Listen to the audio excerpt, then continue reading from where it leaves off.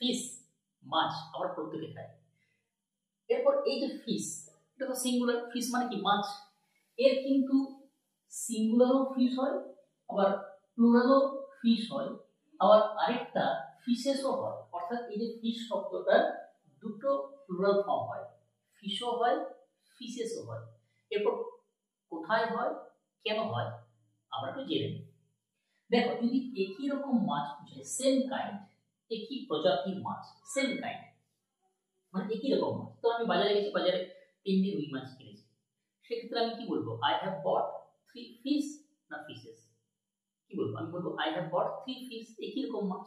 But যদি আলাদা হয়ে যায়, কাইন্ডস বা স্পেসিস অর্থাৎ প্রজাতি যদি বোঝায়, সেক্ষেত্রে কিন্তু ফিশেস হবে। কিরকম, ধরো আমি বললাম I have caught a fish, এটা তো একটা মাছ বোঝাচ্ছে, আমি একটা মাছ ধরেছি। হ্যাঁ, আচ্ছা, দেয়ার আর 3 ফিশ ইন দ্য ট্যাঙ্ক, দেখো সেম কাইন্ড, একই ধরনের মাছ, একই প্রজাতির মাছ, সেক্ষেত্রে 3 ফিশ। বাট আমি যদি বলি there are many kinds of fishes in the pond, অর্থাৎ এখানে কাইন্ড বা স্পেসিস, বিভিন্ন প্রজাতির মাছ আছে, সেক্ষেত্রে কিন্তু fishes. Clear? Like, share and subscribe যারা ইউটিউবে দেখছো।